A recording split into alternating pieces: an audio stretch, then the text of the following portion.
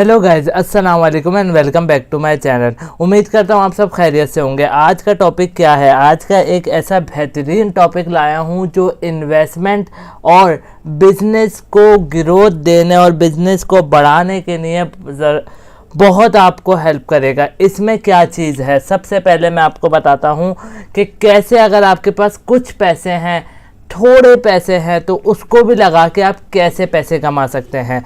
अब उसमें क्या करना है, कैसे करना है, वो सब मैं आपको बताता हूँ। मैं किस चीज़ की बात कर रहा हूँ वो मैं दिखाता हूँ। सबसे पहले मैं आपको बताता हूँ ये वीडियो किसके ऊपर है। ये वीडियो है शेयर्स इन्वेस्टमेंट के ऊपर।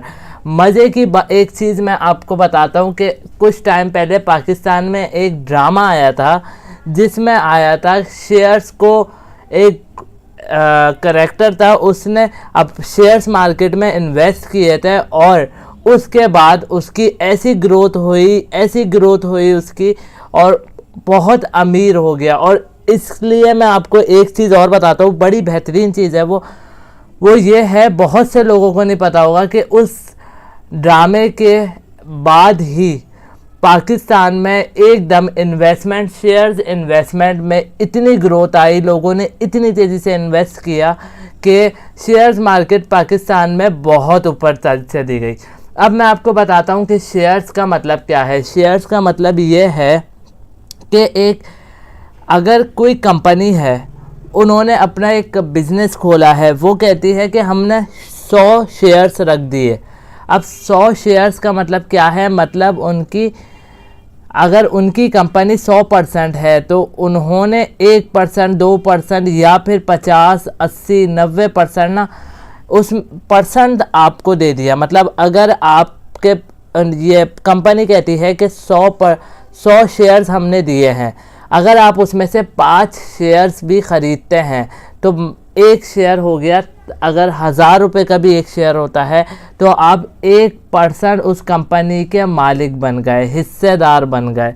आपने 5 शेयर ख़रीदे, आप 5% के मालिक बन गए। आपने 10 शेयर ख़रीदे, अगर 500 का एक शेयर है या फिर 5000 का एक शेयर है, उस हिसाब से जब वो कंपनी अपनी ग्रोथ करेगी, जिसका उसका ईयरली रेवेन्यू बढ़ेगा, जब उसका ईयरली रेवेन्यू इंक्रीज़ होगा तो आपके शेयर्स की वैल्यू भी इंक्रीज़ होगी। अगर आपने 500 इन्वेस्ट किए हैं शेयर मार्केट में और वो कंपनी ग्रोथ करती है तो उसके बाद आपको आराम से इसमें शेयर्स में ग्रोथ होगी। अब मैं आपको बताता हूँ कैसे। सबसे पहले एप्पल ईयरली रेवेन्यू देखते हैं हम।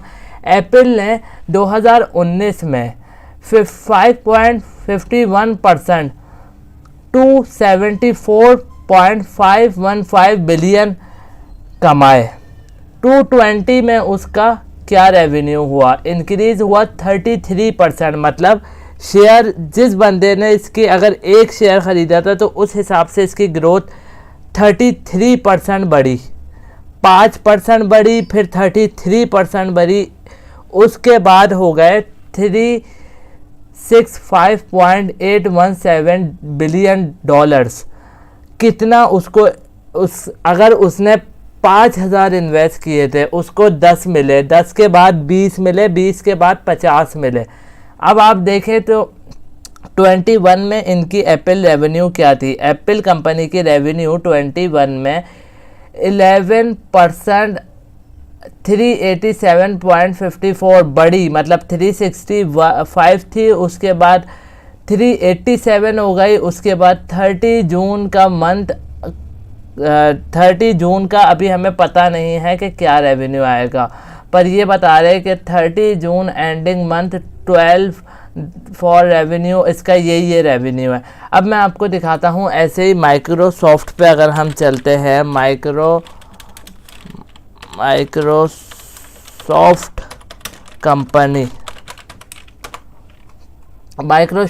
कंपनी ईयरली रेवेन्यू, हमने ईयरली रेवेन्यू पे क्लिक किया।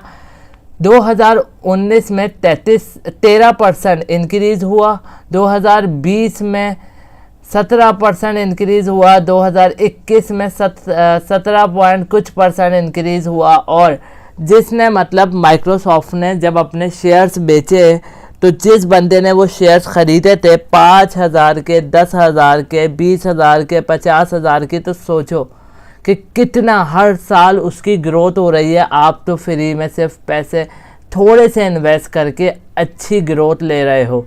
इसमें अब ये भी कहेंगे लोग, इख्तिलाफ भी करते हैं कि है ना कि ये सही है या गलत है। अगर ये सही है गलत है ये बात तो आप ख़ुद बेहतर जान सकते हैं, और इसको आप अलग अलग तरीके से पूछ भी सकते हैं।